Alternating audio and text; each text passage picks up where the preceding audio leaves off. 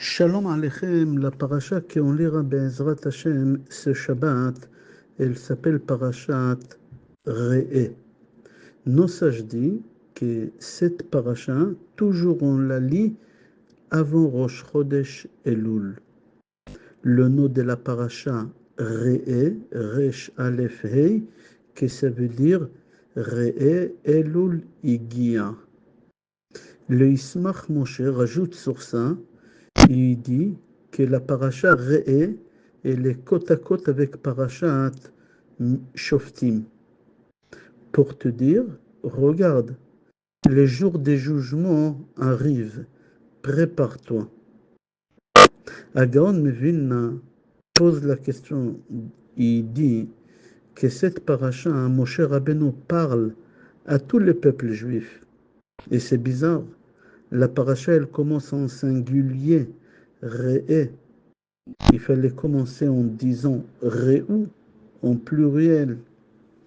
Le frère de Maharal mi-Prague, il s'appelait Rabbi Chaim ben Betzalel. Il répond, il dit d'ici on apprend les rabbanim qui font des discours, qui donnent des cours dans des synagogues. Et si un jour ils arrivent quelque part, ils voient qu'il n'y a pas beaucoup de monde, il ne faut pas baisser les bras. Regarde, mon cher Rabbeinu, il a parlé ici en singulier pour te dire, même si tu arrives à donner un cours et il y a une seule personne, c'est bon, ça vaut le coup.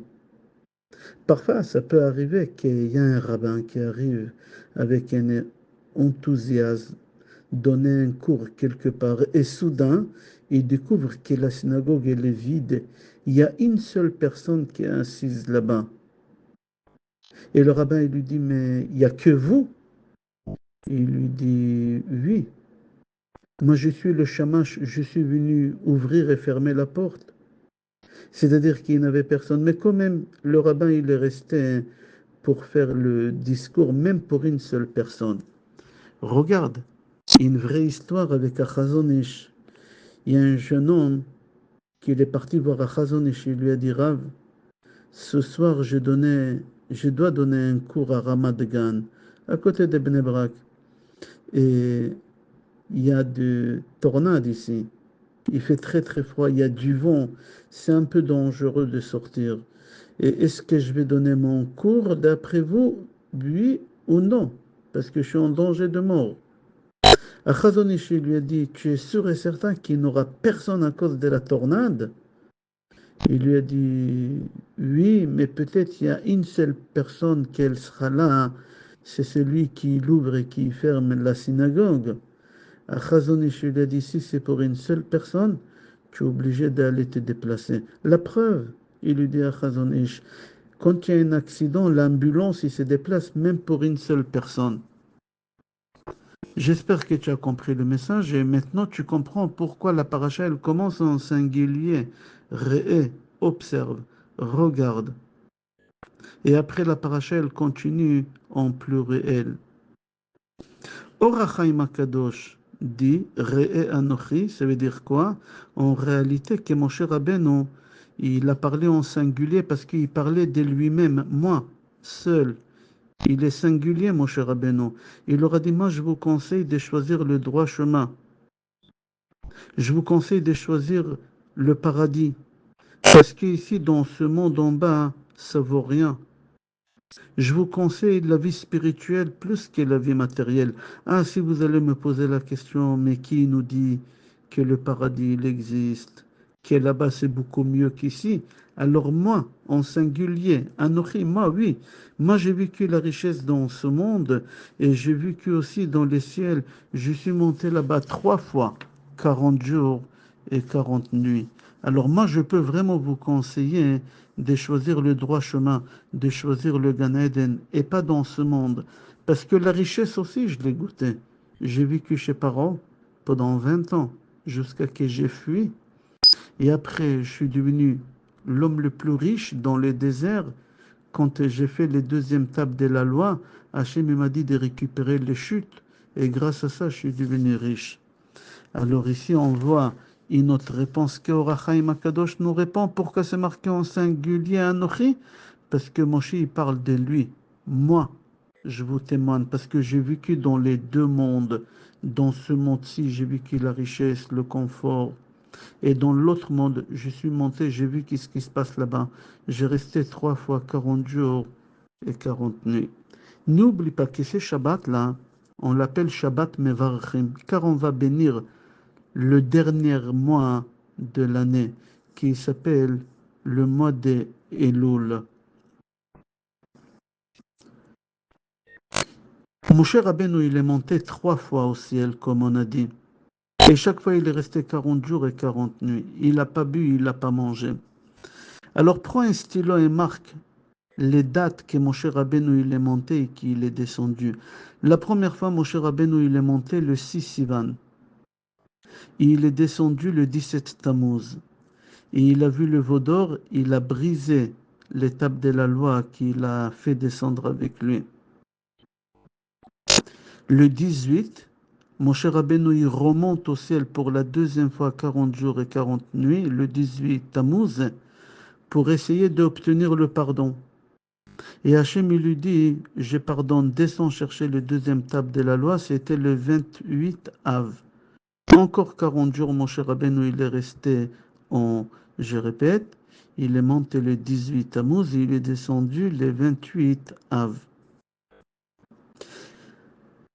Veille de Rosh Chodesh Elul, le 29 Av, Moshe Rabbeinu il monte pour la troisième fois avec les deuxièmes tables de la loi. Et il descend après 40 jours et 40 nuits, que c'est Kippour.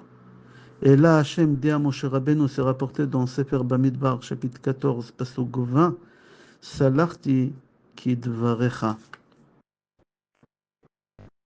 Nous, maintenant, on va commencer cette semaine les 40 jours que Moshe Rabbeinu il est monté pour la dernière fois.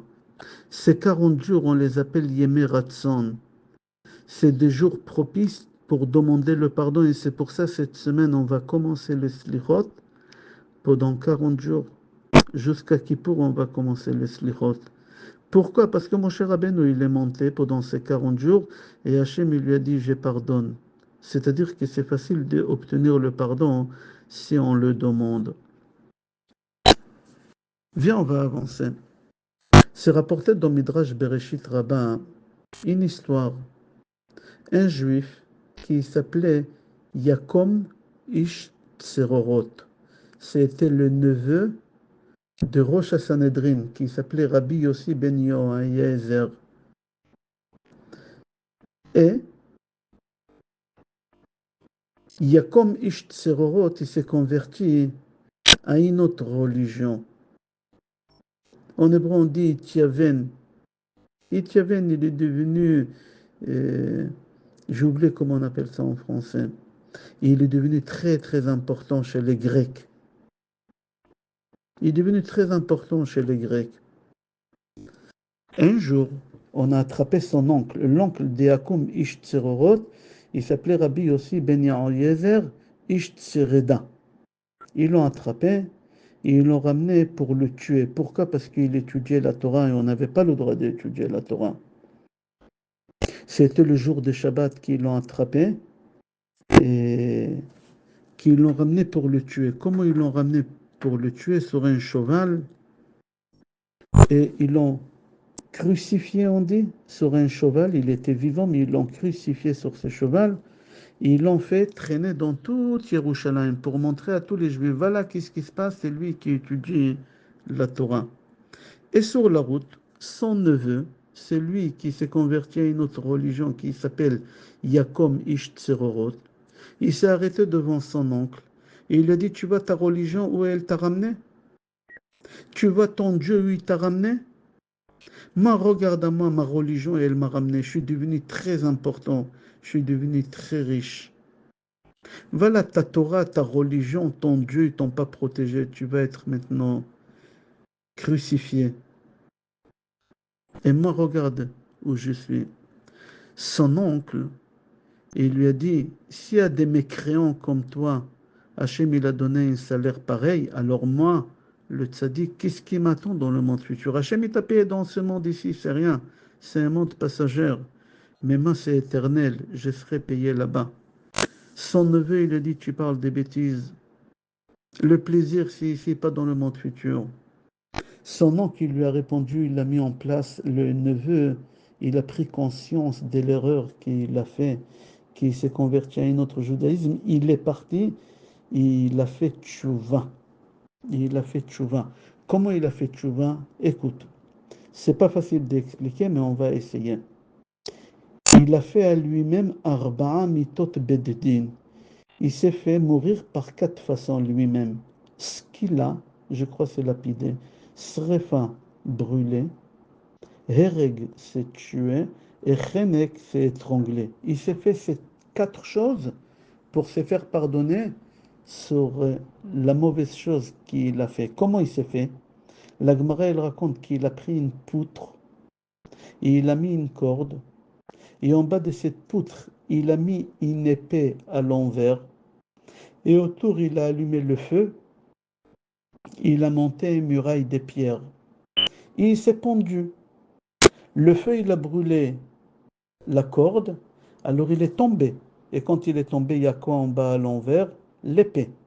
Alors il vient de se faire maintenant 3 façons de mourir. Et lapidé avec les pierres, et brûlé, il s'est brûlé, et tué.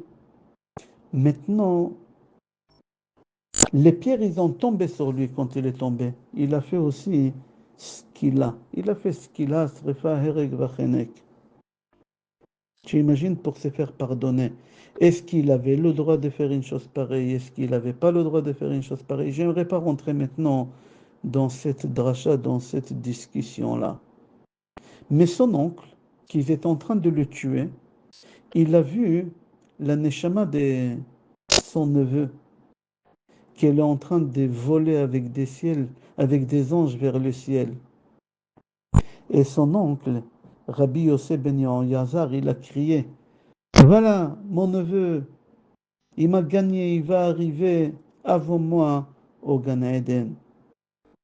Voilà l'histoire, la question que je me pose. Pourquoi le neveu, Yakom Ish Tserorot, il n'a pas fait tchouva? Pourquoi il n'a pas fait tchouva? Pourquoi il n'a pas demandé pardon? Pourquoi il n'a pas regretté? Pourquoi il ne s'est pas engagé à ne plus faire? Hachem, il aurait pardonné. Il n'y a pas un péché que Hachem ne pardonne pas. Or, Achaïm Akadosh répond, il dit que comme il était très important chez les Grecs, il savait qu'il n'aurait pas laissé faire tchouva.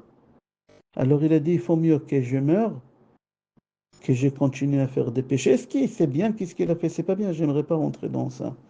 C'est une discussion entre les Rishonim. Viens, je te donne une deuxième histoire. Donc, Gemara Avodah Zarah, page 18. Là-bas, la Gemara, elle raconte que Rabbi Yochanan, là-bas, la Gemara, elle raconte sur Rabbi Hanina ben Taradion, que sa fille, elle s'est fait punir par le roi. Et sa femme, elle s'est fait pendue par le roi. Et Rabbi Hanina ben Taradion, on l'a brûlé vivant. On a mis des cotons sur son cœur avec des glaçons, et on a enroulé un Sefer Torah autour de son corps, et on a allumé le feu, et brûlé doucement, doucement.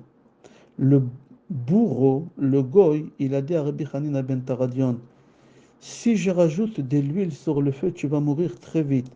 Est-ce que je serai pardonné sur mes péchés? Il lui a dit oui, Rabbi Hanina ben Taradion. Qu'est-ce qu'il a fait le goy, le bourreau, qui a tué des dizaines et des dizaines de rabbins? Il a rajouté le feu et il a tué Rabbi Hanina ben Taradion vite. Quand Rabbi Hanina ben Taradion il est mort, ce goy-là, il s'est jeté aussi dans le feu et il est mort avec Rabbi Hanina ben Taradion. Les commentateurs posent la question, ils disent, mais pourquoi ce goy, il a voulu mourir? Il aurait pu continuer à vivre. Il a le monde futur garanti. La Gemara, elle répond parce que Rabbi Hanina ben Taradion, il lui a dit, oui, tout ce que tu as fait jusqu'à maintenant, ça va être pardonné. Mais après, qu'est-ce qui va se passer? Ça dépend de toi. Lui, il a eu peur de glisser, de ne pas rester dans le droit chemin. Alors il a dit, je préfère mourir maintenant en faisant tchouva que mourir dans quelques années en faisant encore des péchés. Pourquoi je ramène toutes ces histoires? Parce que je voulais ramener une idée. Bientôt on arrive les jours qui sont importantes, très très importantes. Et je voulais ramener une idée que j'ai trouvée dans un livre qui s'appelle Mekarvan la Torah. C'est Rav Tutsi qui l'a écrit ça. Et il dit, tu sais, le tour, dans Shulchan Aruch, le tour, quand il écrit une halakha, jamais il ramène des références. Une seule fois, il ramène des références. Dans Siman Tafkuf Pei Aleph, il ramène des références qui ce qui est écrit dans Pirkei de Rabbi Eliezer Perek Mem Vav. Pirkei de Rabbi Eliezer, qui c'est Rabbi Eliezer? C'est celui-là qu'on a vu tout à l'heure. Et on va voir tout à l'heure encore une histoire avec lui. Même Rabbeinu Akadosh, il commence les Mishnayot dans Brachot avec Rabbi Eliezer. Mimata קוראים שמה בערבית משעה שהכהנים נכנסים לאכול בתרומתן עד סוף השמורה הראשונה דברי רבי אליעזר.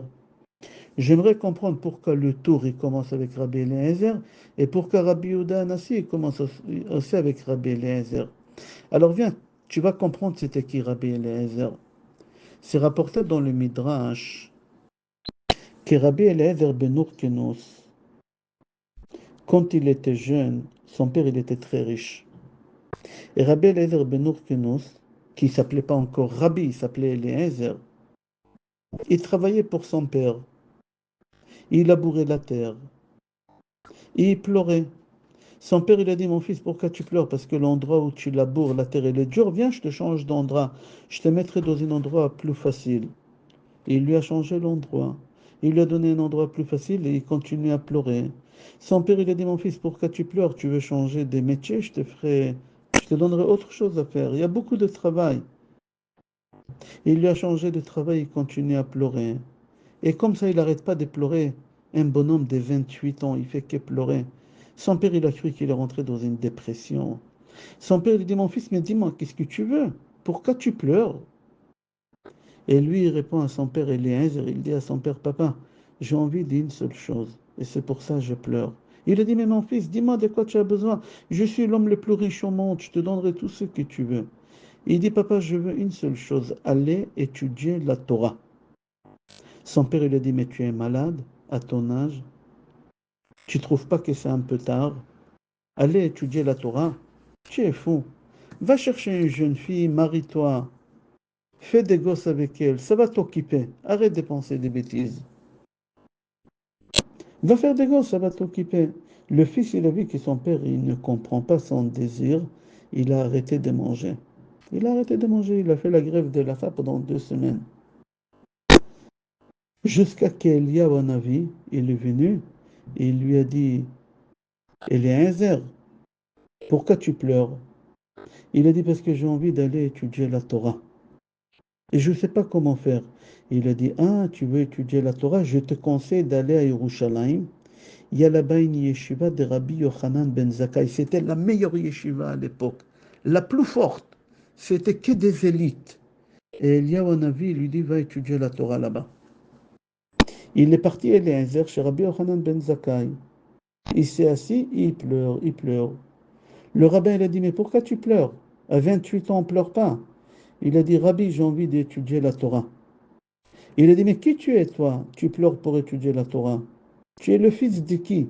Et il n'a pas voulu dire qui c'est son père, parce que son père, il était connu mondialement, pas qu'en Israël. Il était un homme très, très riche, très, très influent. Il lui a dit, est-ce que tu sais lire un peu de Kriyat Shema, un peu Birkat Amazon? Il a dit, Rab, je ne connais rien. Il a dit, viens, je vais t'apprendre un peu Kriyat Shema, un peu Birkat Amazon, un peu la Tfila. Et il lui a appris ça en quelques semaines, il a appris vite. Et quand il a fini d'apprendre ça, le Rab, il a arrêté de l'enseigner, mais lui, il continue à pleurer. Le Rab, il a dit, mais pourquoi tu pleures? Il lui a dit, j'ai envie d'étudier la Torah. Il a dit, mais je t'ai enseigné. Il a dit, ça ne me suffit pas, je veux continuer. Il lui a dit, viens me voir tous les jours, je te enseigne 2 halakha et tu les révises pendant la journée. Et comme ça, il lui a fait. Mais Rabbi Eliezer, il a arrêté de manger. Et il y a une mauvaise odeur qui sortait de sa bouche. En français, ça se dit, je crois, une mauvaise haleine. Rabbi Yochanan, quand il a vu qu'il a une mauvaise haleine, il ne pouvait pas supporter ça. Rabbi Yochanan, il était un peu maniaque. Il a éloigné de lui. Et lui, il a continué à pleurer encore beaucoup plus. Il a dit, mais pourquoi tu pleures? Tu as 28 ans, on pleure pas. Il a dit parce que tu m'as éloigné de toi, on dirait j'ai de la lèpre, on dirait j'ai le Covid, tu m'as éloigné de toi. Le Rav, il lui a dit, mon fils, comme la mauvaise odeur, la mauvaise haleine, elle est sortie de ta bouche comme ça, et on la sent loin, comme ça la Torah, hein, elle va sentir de toi, elle va dégager une odeur de toi, de Torah. Il a dit, mon fils, dis-moi, tu es le fils de qui? Jamais tu m'as répondu sur cette question. Il lui a dit, je suis le fils de Hurkenus. Hurkenus. C'est comme tu me dis aujourd'hui, je suis le fils de, je sais pas comment on appelle les gens les plus riches au monde. Euh, Bill Gates, Bill Gates. Je suis le fils de Bill Gates. Le Rav lui dit, mais ton père, il est très, très influent, très puissant. Pourquoi tu m'as pas dit? Ok. Le Rav, il a décidé de lui enseigner la Torah. Et entre-temps que le Rav, il enseigne la Torah, et lui, il avance dans la Torah, ses frères qui ont resté travailler à la maison, ils disent à leur père, papa, notre petit frère, il s'est sauvé. Alors on te demande de refaire l'héritage, de départager entre nous et pas lui. Il faut les déshériter. Alors va à Yerushalayim chez Rabbi Yochanan ben Zakkai et tu lui dis que tu aimerais refaire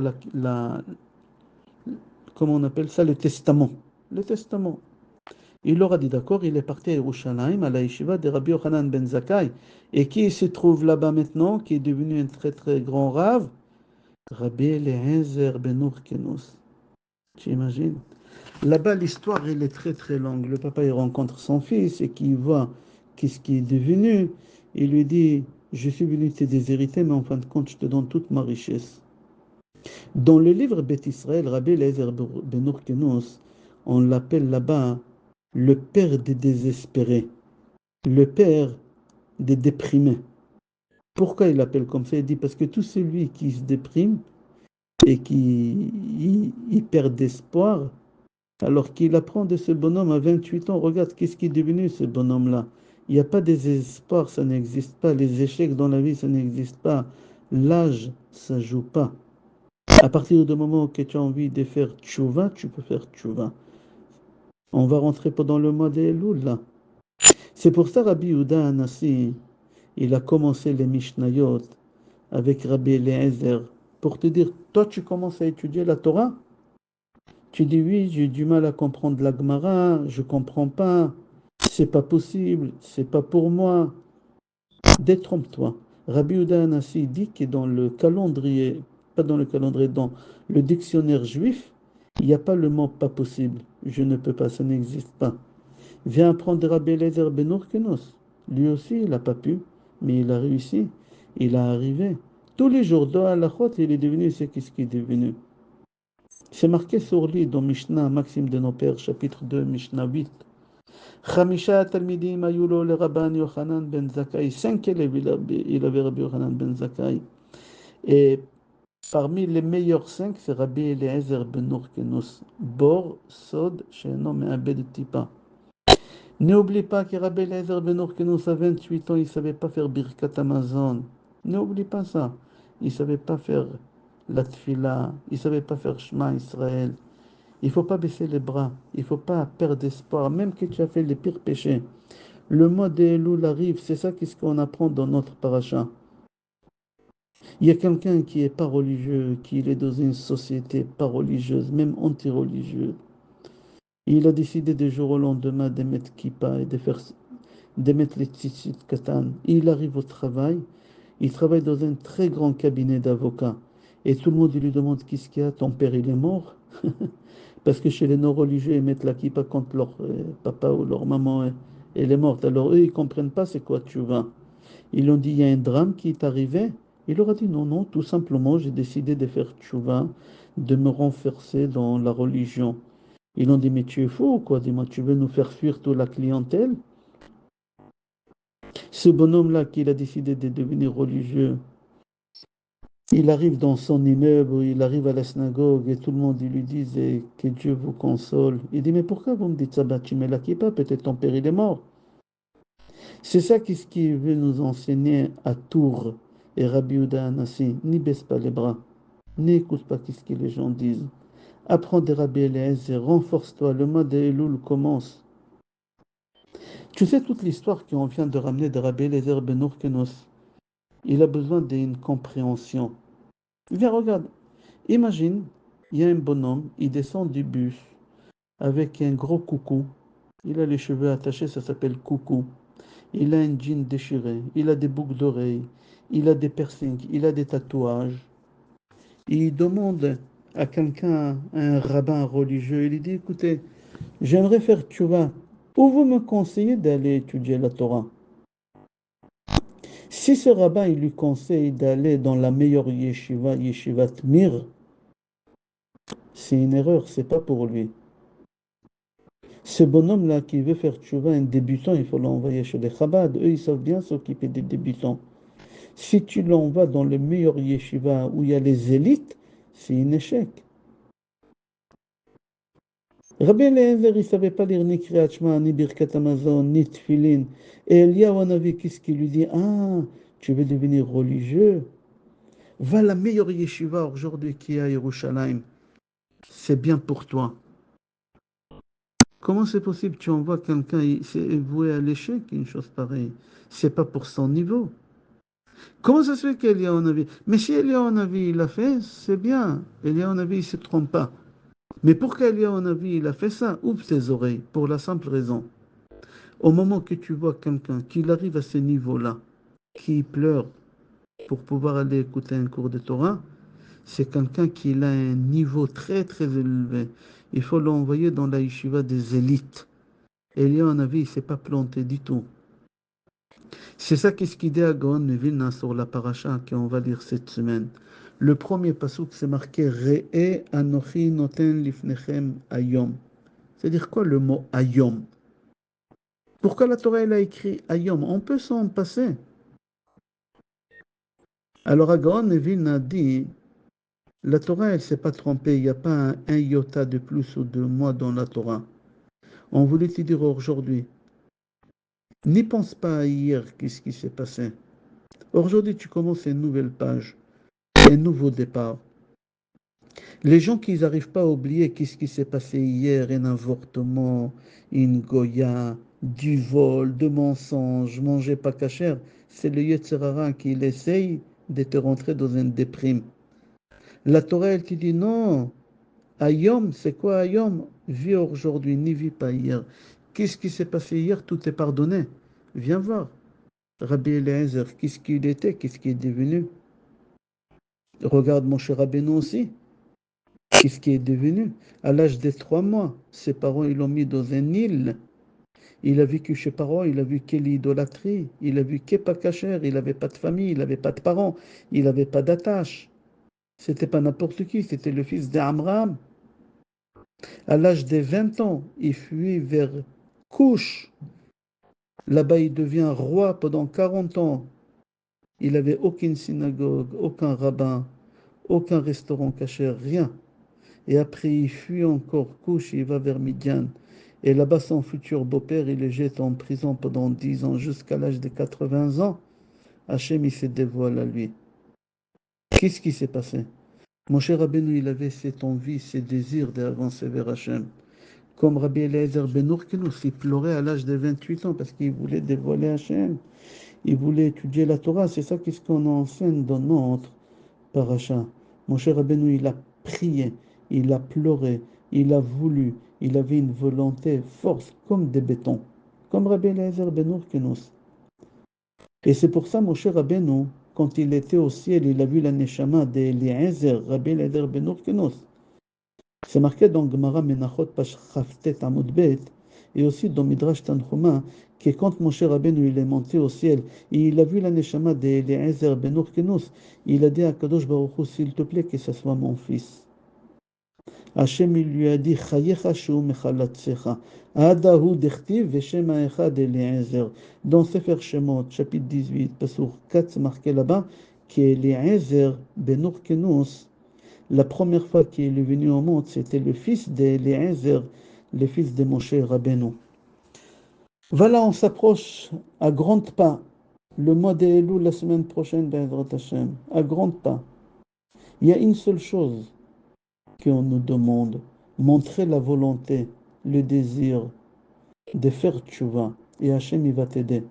On dit dans Shir Hashirim, Moshcheni acharecha venarutza. Tire-moi vers toi. Venarutza, je vais courir avec toi. Fais une petite ouverture. La taille de la tête d'une aiguille. Et moi, je vais t'ouvrir des portes des palais. Hachem, il te demande. Ashivenu Adonai elecha venashuva. Enlève une petite larme. Demande à Hachem, comme il a fait Rabbi Eliezer ben Urkenos. Crie à Hachem. Hachem, le Yetzer Hara, il est trop fort. Il est trop fort aujourd'hui. Moi, je suis un être humain. Papa, aide-moi. Je veux faire tchouva. C'est ça le mot de Elul. C'est ça la paracha qu'on va lire Re'e. Re'e Eluligia. On prie à Kadosh Baruch Hu, Be'ezrat Hashem, qu'on pourra faire tchouva comme il faut et qu'on aura la Géoula bimera be'amenu. Amen ve'amen. Kol tov.